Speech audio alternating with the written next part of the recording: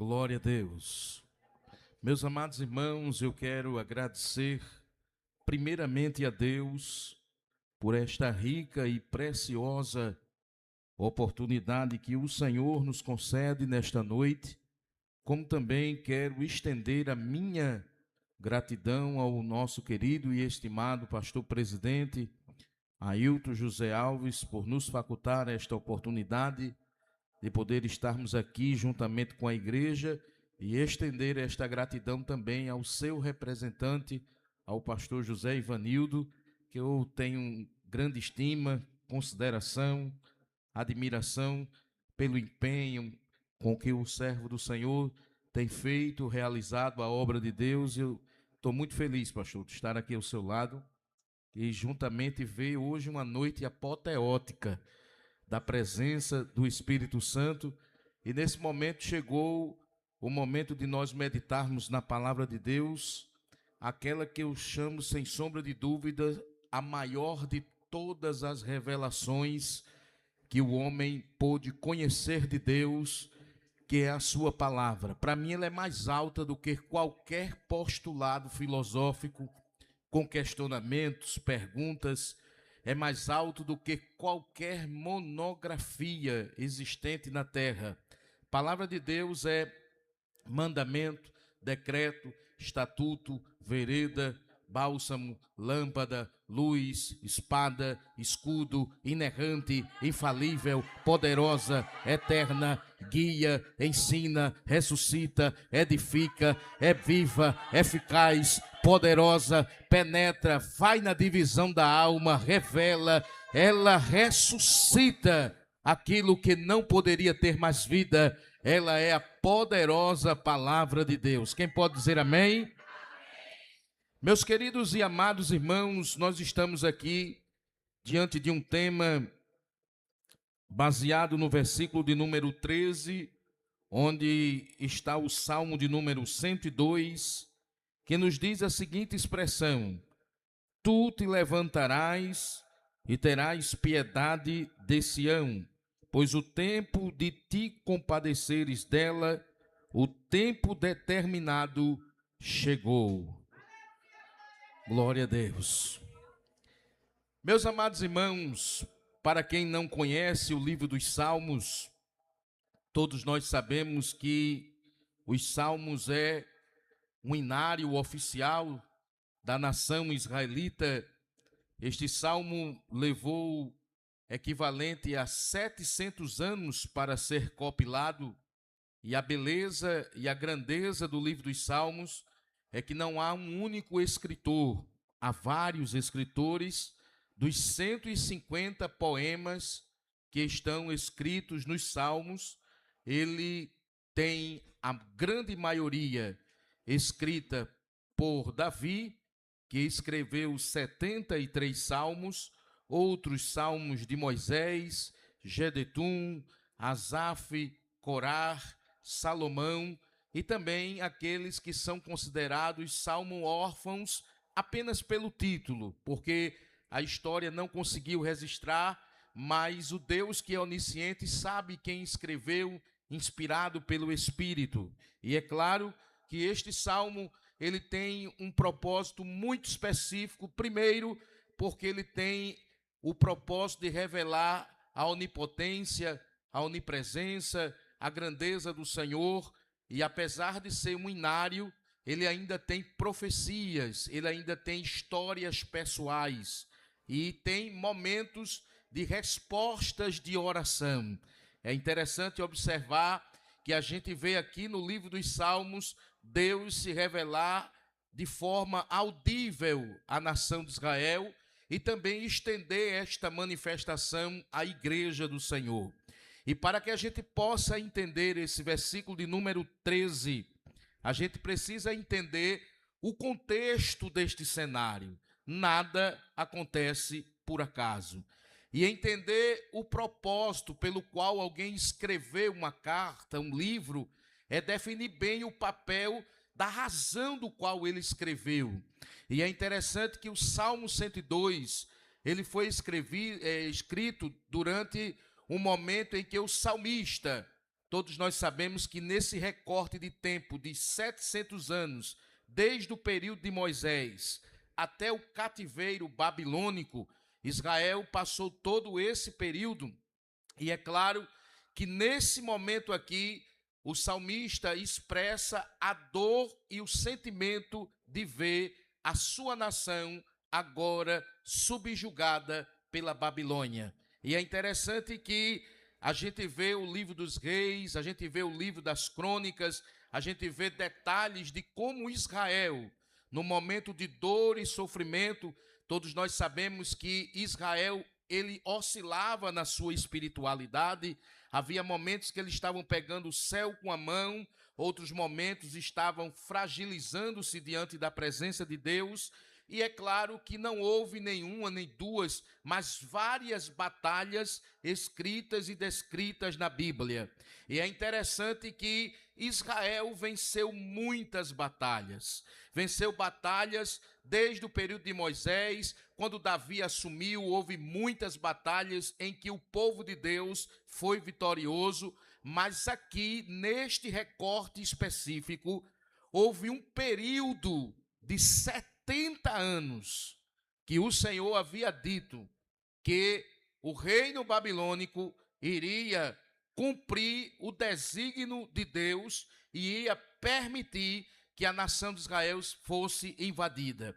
Para que a gente possa entender isso, a gente entende que o salmista agora está expressando o seu momento de dor.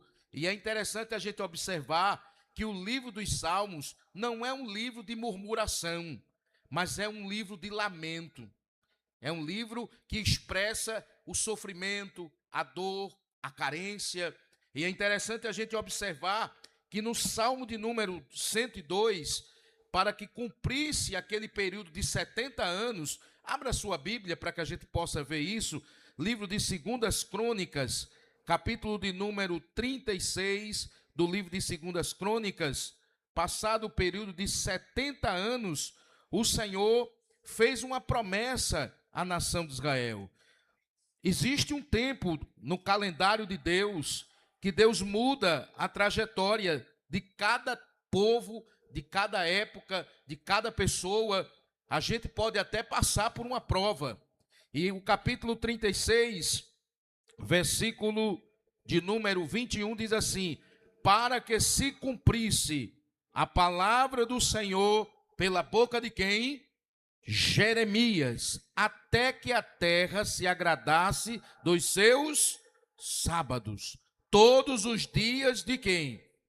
Da desolação. Repousou até que os 70 anos se cumpriram. Então observem que o Senhor, antes desse salmo aqui ser escrito, o Senhor havia dito que haveria um período em que Israel estaria cativo na presença do reino babilônico, que estaria cativo diante da opressão do adversário. E o que é que a gente vê quando alguém está debaixo de uma batalha, de uma guerra? Certamente a gente vai entender que existe um vácuo no tempo aqui de 70 anos. E aí aparece pelo salmista aqui o momento de dor, de sentimento profundo na sua alma, em ver a sua nação e ver a condição de como ele estava diante de Deus com aquele cenário. E eu gostaria de dizer aqui que ninguém está isento dessa realidade. Ninguém está isento de batalhas. Ninguém está isento de guerras. Agora, como nós vamos nos reportar diante das batalhas? A gente vai lamentar, a gente vai se quebrantar, a gente vai orar, a gente vai buscar a presença de Deus, e é isso que nós colocamos em pauta. E aqui o salmista, ele tem uma anatomia da sua dor, do seu sofrimento, quando ele diz aqui, no Salmo 102, primeiro ele começa a dizer que o seu corpo está sentindo a dor deste sofrimento. Quando a gente vê o Salmo 102, versículo de número 13, ele diz assim: porque os meus dias se consomem como o quê? Como fumaça, e os meus ossos ardem como o quê?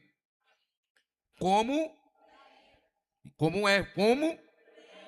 lenha. Então observem que ele está dizendo aqui, aplicando uma metáfora, dizendo que o sentimento da dor física dele estava agora de forma crônica dentro da sua alma. Será que a gente, no nosso dia a dia, diante de guerras e batalhas que a gente atravessa, diante de situações que a gente passa, diante de oscilações que muitas vezes podem acontecer na nossa vida, a dor da nossa batalha pode chegar a tal momento que a gente pode dizer que até os nossos ossos possa sentir de forma crônica a dor que nós estamos passando? Agora olhe para o olhar do salmista em dizer e ver que a sua nação estava passando por isso. Ele estava sentindo uma dor na alma profunda, e não só isso, ele teve características que revelaram esta dor. É interessante que o versículo de número 4 diz assim: o meu coração está o quê? Ferido, seco, como a erva, pelo que até me esqueço de comer o meu pão. Quantas vezes a gente não passa por essa realidade? Provas, adversidades, situações que a gente fica sem querer alimentar, né, até o nosso próprio tabernáculo, o nosso corpo, porque a gente olha para aquele negócio e não vê solução. E a gente acha que muitas vezes não vai mudar o quadro. Já vi alguém dizer que existem situações que a gente não consegue resolver e a gente coloca na prateleira de quem? De Deus. Porque Deus é dono do tempo. Deus é dono da hora. Deus é dono do espaço. Deus é dono da terra. Deus é dono nos céus. Deus é dono embaixo da terra. Se a gente passar por uma dificuldade, por exemplo, eu não posso dominar o tempo. Se o meu corpo, a minha dor, a minha alma se estender de tal maneira que eu possa perder o meu apetite, muitas vezes provas prolongadas por longo período em que nós passamos, pode aparecer na alma da gente este sintoma. Veja que o salmista está dizendo, quando ele diz no versículo 4 que ele perdeu o apetite, já não tinha mais desejo de se alimentar. No versículo de número 7, por exemplo, ele diz assim: velo e sou como um pardal solitário, aonde? No telhado. Ele está dizendo que ele está se sentindo só. Ali ele estava perdendo a insônia, ele estava com a sua alma em noites de ruminação mental, dizendo para si mesmo: eu estou solitário, eu estou isolado, eu estou aqui sofrendo. Pense para a nação de Israel vivenciar esta realidade, uma nação que desfrutou da intimidade, de ver Deus se manifestar, de ver Deus provar o maná, de Deus prover. No céu não tem padaria, mas Deus disse assim: para dar de comer o meu povo, eu providencio até pão no meio do deserto. Então Israel desfrutou de coisas extraordinárias. Se existe uma nação que pôde dizer com letras maiúsculas o que desfrutou de Deus, foi Israel. Mas agora estava no silêncio, num cativeiro babilônico, gritando, e o salmista expressando a sua dor, a sua perda de apetite, a sua insônia, a sua dor emocional era tão grande que ele disse que as suas lágrimas se misturavam com a cinza e ele bebia das suas lágrimas. Isso fala da emoção que ele estava sentindo. Irmãos, nunca vi um momento na fase da história da humanidade onde pessoas estão passando por depressão, por momentos de estima lá embaixo, quando muitas vezes não quer colocar a situação à frente, não dá um levante na sua alma, não tem a iniciativa de reagir, de se colocar à frente e viver, que muitas vezes acha que aquilo ali é eterno. Agora eu tenho algo a lhe dizer, que Deus é Deus que muda quadro. Aquilo que está no isolamento severo, em situações que muitas vezes podem ser difíceis para a realidade, porque o salmista disse no versículo número 6: sou semelhante a um pelicano no deserto, sou como um mocho nas solidões. Ele estava dizendo que estava vivendo um momento de isolamento tão grande, porque pelicano, irmãos, para quem não conhece, o pelicano é uma ave que está acostumada a andar no meio de água, de estar na Amazônia, de estar em ambientes que tem grandes afluentes de rios, para que ele possa prover. Mas ele compara, ele vê o seu estado emocional tão grande, naquele isolamento severo da sua alma, que ele está dizendo, gritando para dentro de si: eu sou um pelicano que agora não estou no meio das águas, me parece que eu estou no meio de um deserto que não há mais solução. E eu quero lhe dizer aqui com letras maiúsculas que Deus é Deus de deserto. Davi passou por deserto, Moisés passou por deserto. Personagens da Bíblia mostraram que o deserto serviram de base para uma mudança de algo muito maior que estava para acontecer na vida desses servos de Deus. E é interessante a gente observar que o sofrimento era tão intenso na alma. Porque, olha, irmãos, quando a gente está bem, quando tudo vai bem, é fácil.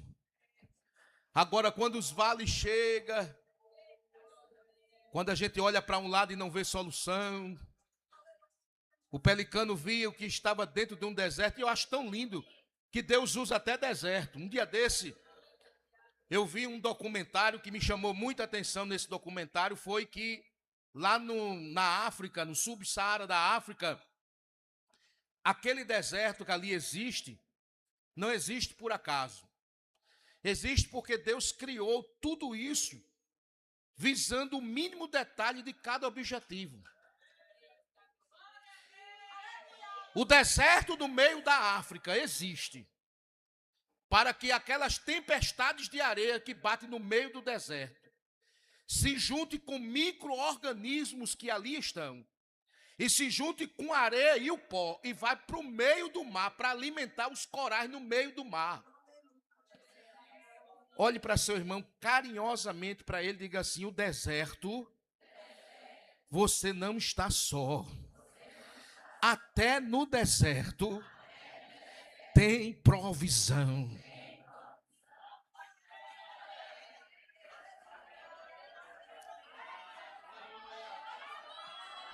Oh, amananturimico managasuryo nagai.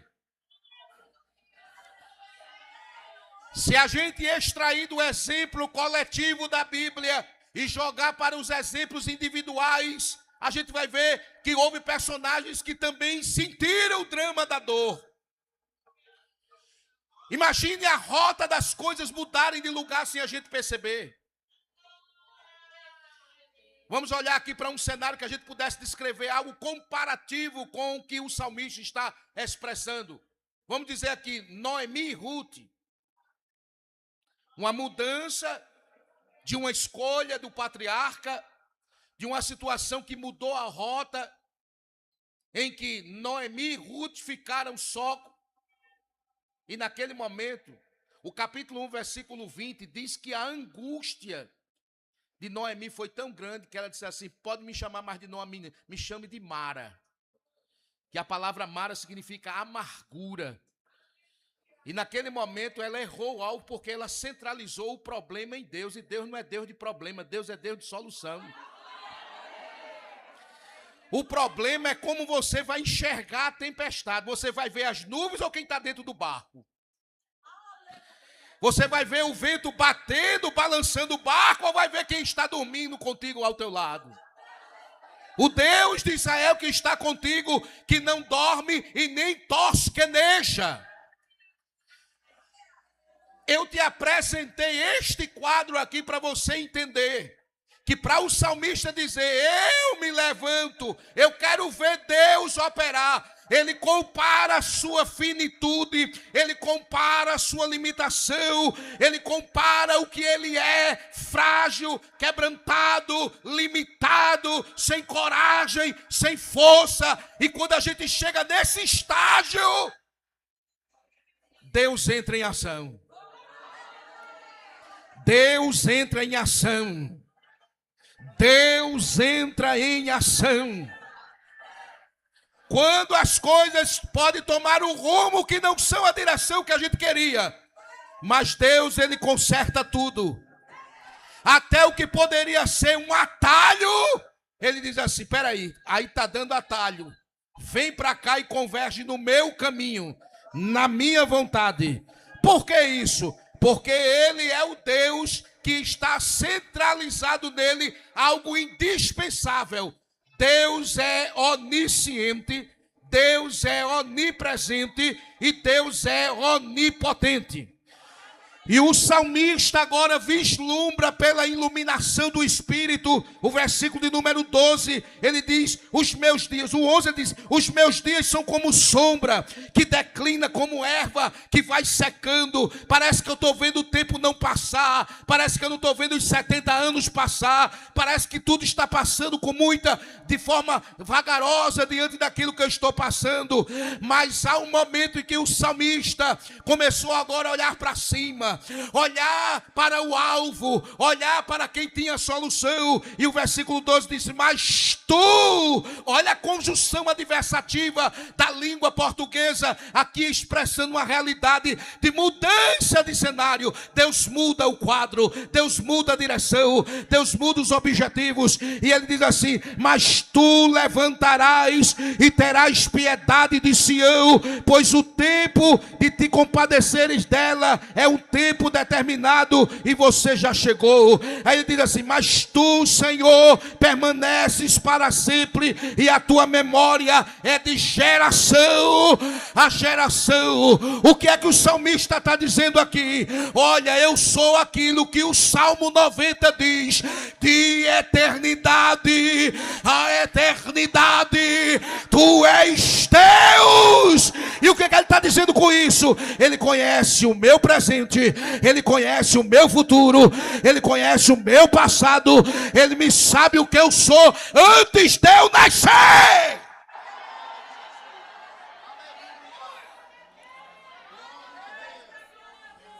Você crê que Deus anuncia o fim das coisas antes das coisas acontecer?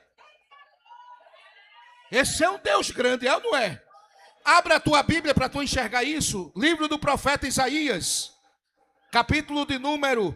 profeta Isaías, capítulo de número 41, versículo de número 22. Deus é o Deus que anuncia as coisas antes de ser o fim dela.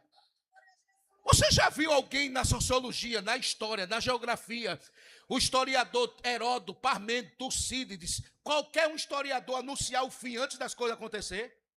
Ninguém chega a esse patamar, não. Mas o teu Deus anuncia o que vai acontecer antes de acontecer. Vou repetir para você entender. Deus conhece a tua história. Ele anuncia o que está no meio, anuncia o fim antes de tudo isso acontecer.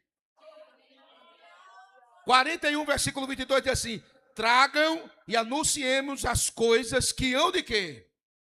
De acontecer. Anunciai-nos as coisas o quê? Para quê? Para que atentemos para ela e saibamos o quê? O fim delas. Ou fazei-nos ouvir o quê? Coisas futuras. Ele é o Deus que anuncia o que vai acontecer e anuncia ainda o que vai acontecer no futuro. Olha, o GPS de Deus não falha. Dizem que o ser humano, na sua anatomia, tem 33 mil fios de cabelo, com exceção de quem não tem cabelo na cabeça. Mas quero lhe dizer uma coisa, Jesus lhe conhece cada fio. Ele disse: eu conheço cada fio de vossa cabeça. Ele conhece o que está lá na frente, conhece o que está atrás, conhece o que está na frente, domina o tempo, as estações, as horas, os minutos. Deus é Deus de todas as coisas. Agora pensa Deus agora, olhando para Israel, o fio condutor da soberania divina. O Deus que anuncia as coisas antes dela acontecer. Deus está dizendo assim: vai chegar o momento agora. Eu vou chegar na situação. Eu vou entrar na situação. Eu estou entrando na situação para mudar quadros. Aleluia. Quantos creem que Deus está entrando em quadros?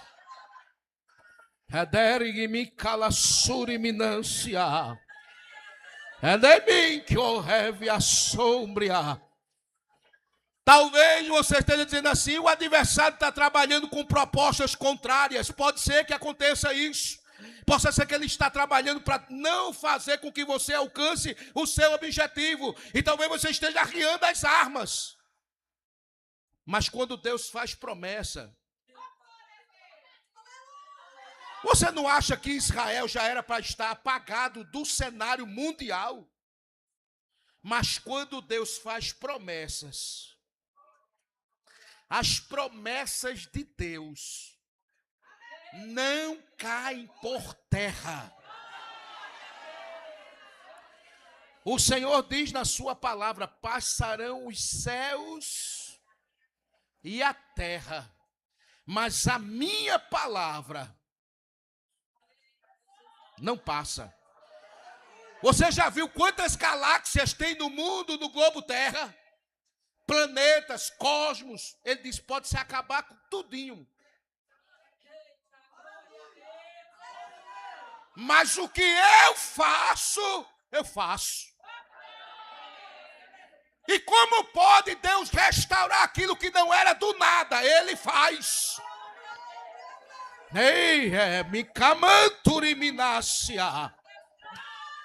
Porque chega um tempo que Deus entra, e isso é chamado Cronos e Kairos. É quando Deus entra na fusão do tempo e diz assim: chegou o tempo. E quando Deus chega no tempo, não tem quem peça o que Deus quer fazer. O salmista no Salmo 119, abra a sua Bíblia aí. Salmo 119, como diz o nosso pastor, o barulho da Bíblia, né, pastor José?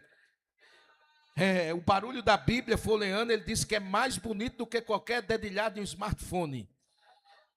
Isso, Salmo 119, versículo de número 21, deixa eu ver. Salmo 119, diz assim: fiz juízo e justiça, não me entregue a quem? Aos opressores. Mas veja o versículo 126. Já é tempo, o versículo 126 do Salmo 119. Eu, quando era novo convertido, recebi de alguém que disse assim: eu vou deixar para a sua meditação todo o Salmo 119. Eu não sabia que era 176 versículos. Eu agradeci a ele depois. Amém? Diz assim, versículo 126. Já é tempo de operares, ó Senhor, pois eles têm quebrantado tua lei.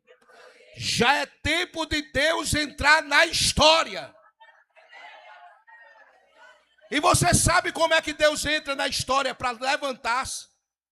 Imagine Deus sentado no trono, no seu sublime trono. A Bíblia diz, Isaías, diz que a terra é como uma gota dentro de um balde. E ele está sentado no globo terra. Copérnico veio descobrir que a terra era redonda 15 séculos, quase 10 séculos depois. Mas Jesus já tinha dito a Isaías. Ele está assentado no globo terra.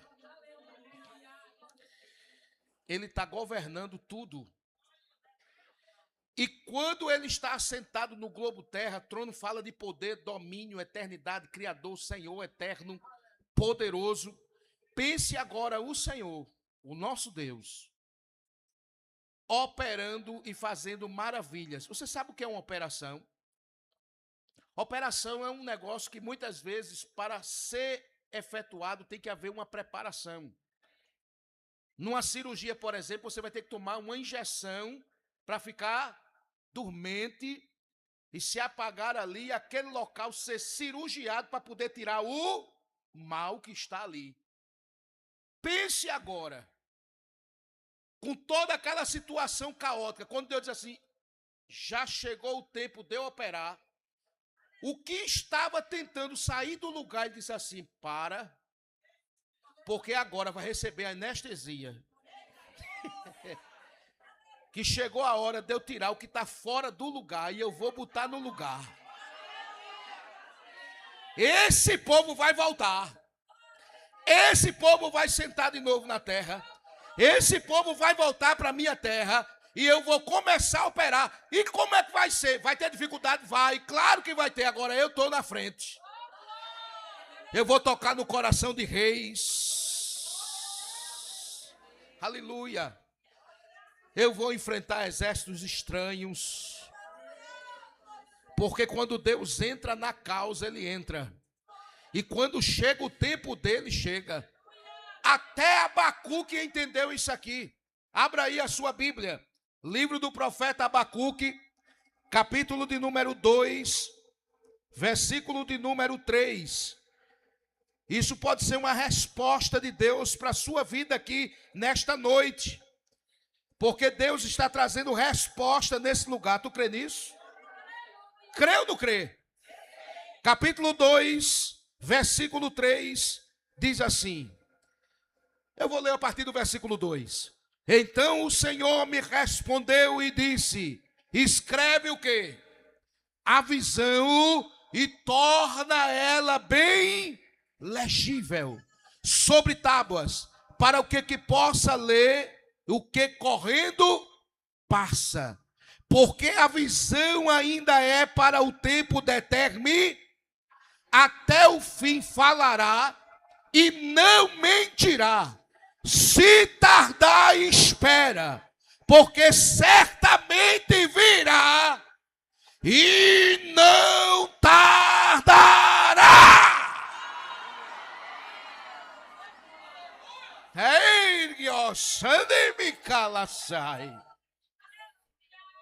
Agora imagine o lamento do salmista. Quando ele dobra o joelho, ele expressa uma súplica. Deus não deve a ninguém.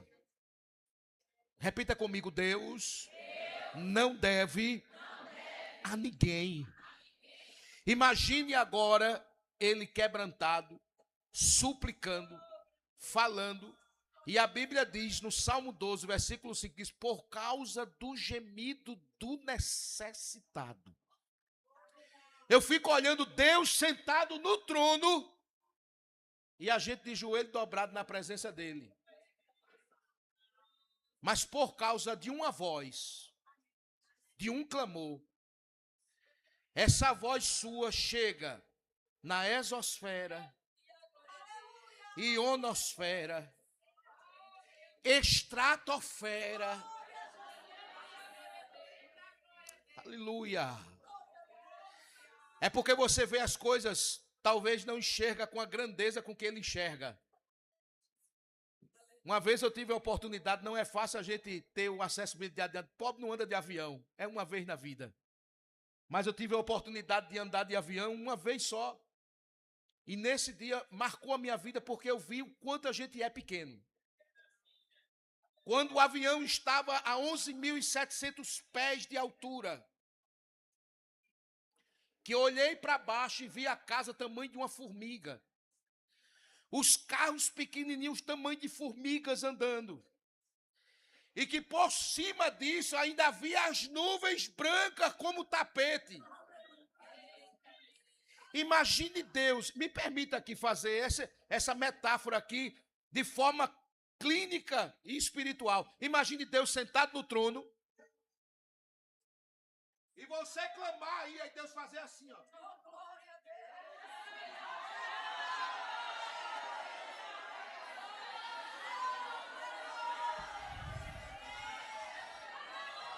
Pense Deus agora se inclinando.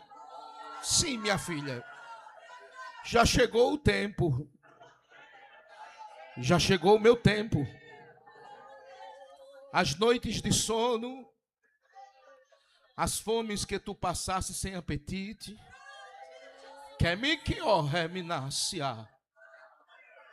a insônia, o medo, o isolamento foi até aqui. Te prepara para vivenciar o novo.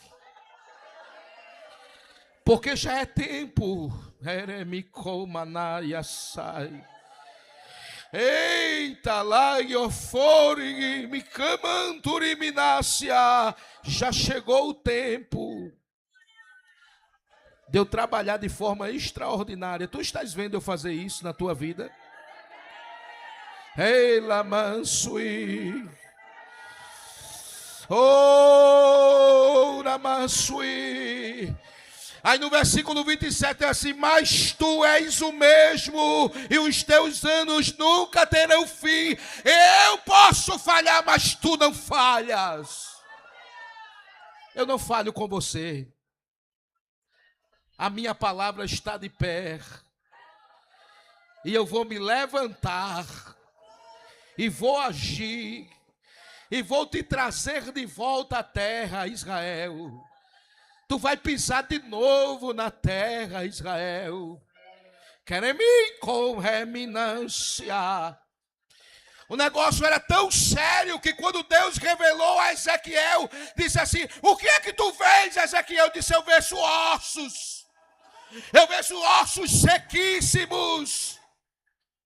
Eu vejo um quadro, vejo bem, estás vendo como está? Ossos sequíssimos. Profetiza. Porque eu vou dar osso, eu vou dar pele, eu vou dar carne a este corpo sequíssimo que tu estás vendo, Ezequiel. Pele na Bíblia fala de proteção. Carne na Bíblia fala de estrutura. Ossos fala de firmeza e estabilidade política. Está aí Israel. Israel era para ser apagado do mapa. Mas em 1948 Deus disse assim: volta à minha terra 2000 anos, porque para Deus 1000 é como 1 e 1 é como 2 ou como 1. Deus, Ele é dono do tempo. Quando Daniel disse: Ele muda os tempos, Ele muda as horas, Ele muda as estações. Eu conheço Deus que é dono do tempo. Até aquilo que é impossível Ele faz. Deixa eu te contar aqui uma proeza, aplicando-se a essa mensagem. Eu estava ali no Hospital Pelópio da Silveira, no Recife, durante um período em que meu pai estava ali internado. Ele tinha tido um AVC, e um vigilante conversando comigo na porta daquele hospital, ele disse a mim algo muito interessante. Ele disse: aqui eu já vi milagre de todo tipo. Ele disse: é mesmo? Eu disse: conta para mim que eu gosto. Para ver os feitos e os atos potentosos e miraculosos que esse Deus faz. Esse Deus é fiel.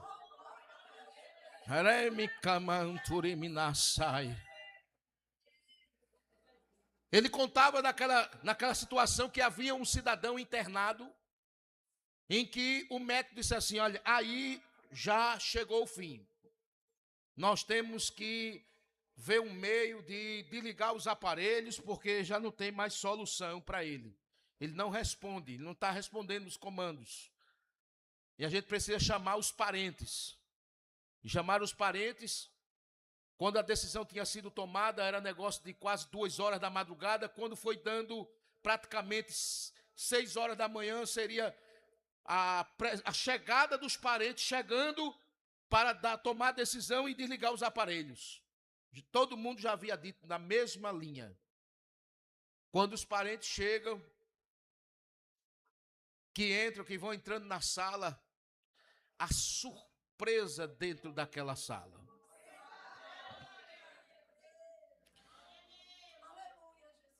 Quem estava morto, reviveu. Eu e você podem entrar dentro de um hospital e não saber qual é o dia que vai sair. Mas a Bíblia diz, 14:5, que Deus tem o controle da mão. Jó disse, não se consegue colocar em esquadro o que ele faz. Sabe o que é esquadro? É colocar esquadro ou medir com palmo ou mão ou medida. Não se mede o que Deus faz. Quando Deus se levanta do trono para responder o crente.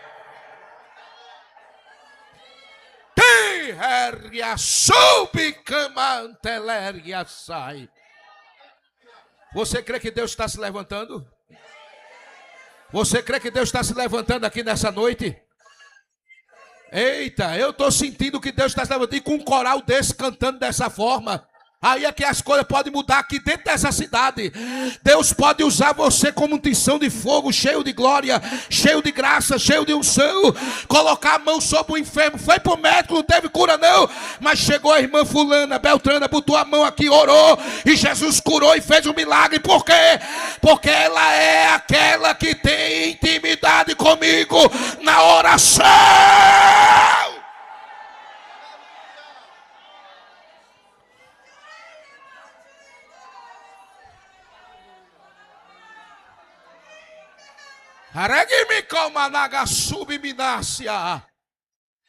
Quando Deus entrar em ação, querida, se levantar do trono para dizer, vou fazer, está feito. Aquele que há de vir virá e não tardará, porque quando ele se levanta, faz. Qual é a tua dúvida aqui nessa noite? O que é que tu estás pensando? Será que você está achando que não vai acontecer? Promessa de Deus se cumpre. Você pode ver o tempo, você pode olhar para a política, pode olhar o que tiver na sua frente, mas Deus está dizendo, a minha palavra é a que prevalece.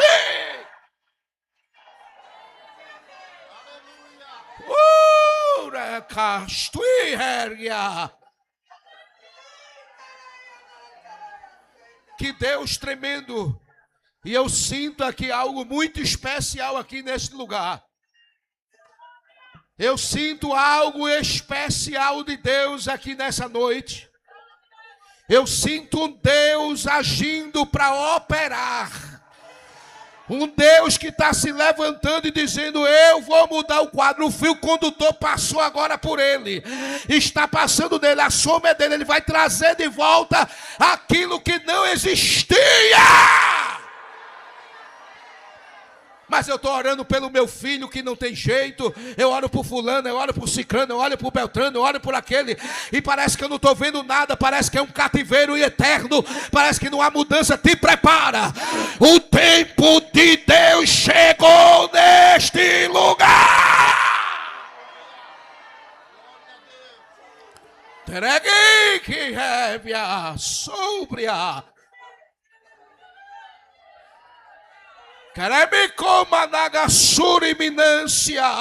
Você está sentindo a presença de Deus aí agora? Quando Deus se levanta do trono, ele para até o globo terra, se ele quiser. Você não crê nisso? Deixa eu usar aqui. Quando Deus se levanta até o globo terra, para se ele quiser.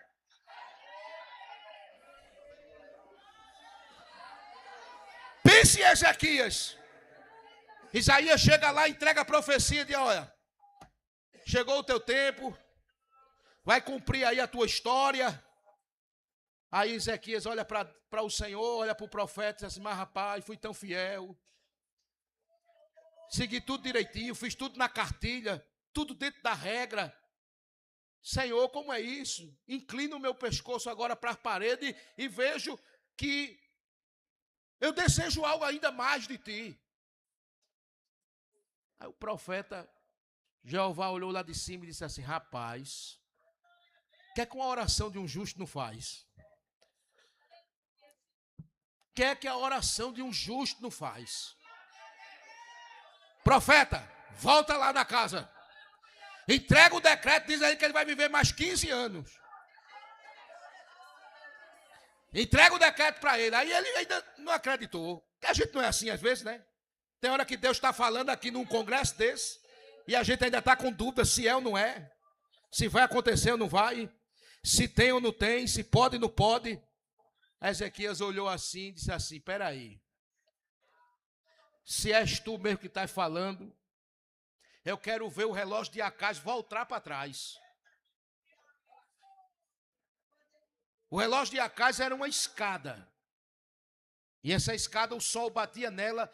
Na medida em que o tempo roda na rotação e transladação da Terra, naquela medição, naquela época, era um método acadiano. Eles observavam os astecos, os maias e muitas outras civilizações, usavam e olhavam assim pela escadaria. Em determinados focos, eles olhavam o sol quando ia subindo cada degrau, era sinal de que o eixo da rotação e transladação da Terra estava se circulando e fazendo a sua rota. Agora você crê que a oração de um justo. Você sabe qual é a velocidade do globo Terra? Deixa eu espantar você aqui hoje. Eu vim aqui em Macaparana em cima de 100, 110, 120, 80. Tem hora que vinha um buraco assim, dava um freio. Agora imagine você vir a 140, 120, você chegar e pisar no freio de uma vez. O que é que vai acontecer? O carro é capaz de sair do lugar, sim ou não? A velocidade da Terra é de 578 mil quilômetros por hora.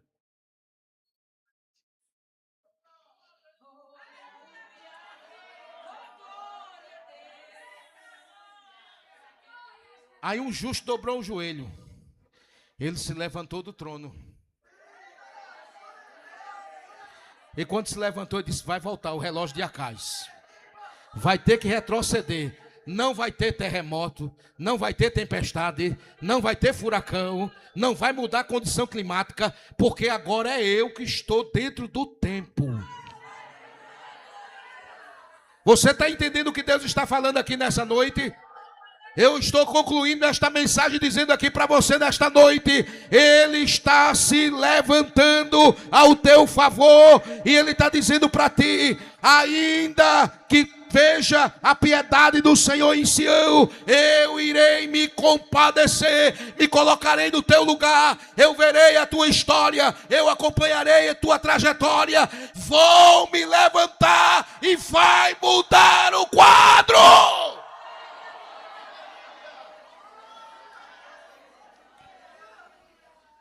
Feche os seus olhos agora.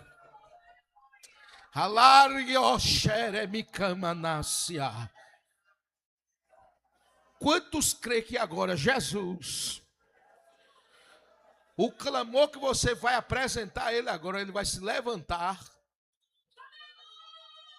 E eu vou lhe dizer, não é por mérito seu não, tá?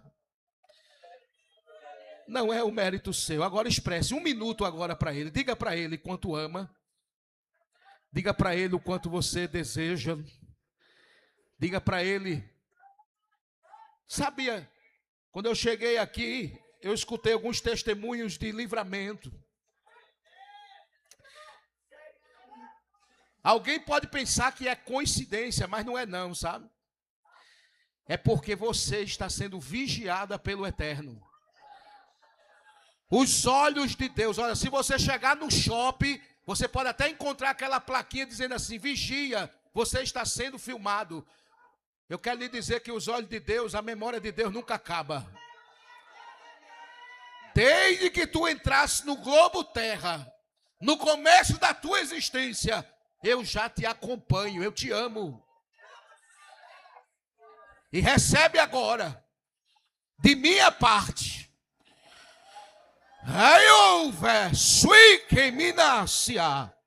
grande coral da Moscarébia, que me calassure minância. Receba agora o abraço de Deus aí, grande coral de mulheres. Um abraço, um abraço, um abraço, um abraço, um abraço. Ele está pegando no teu braço e assim, te levanta. Te levanta, te levanta, te levanta, te levanta, te levanta, porque as promessas vão se cumprir. Eu já me compadeci.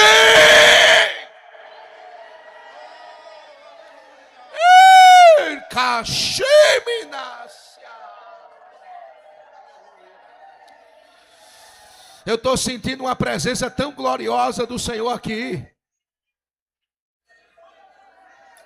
Vai sentindo agora a presença dele. Vai sentindo, vai sentindo.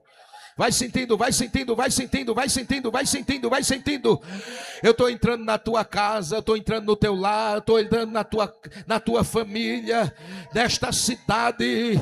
Eu vou usar e vou usar e vou usar. E quem impede de eu fazer? Ei, Eremitrou. Ei, Argamanassúria. Eita, e essa bênção vai se estender ao coral de Vicência, viu? Receba aí, viu?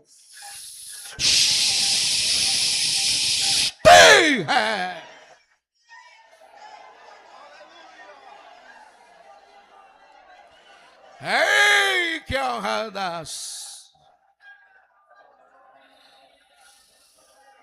Eita glória.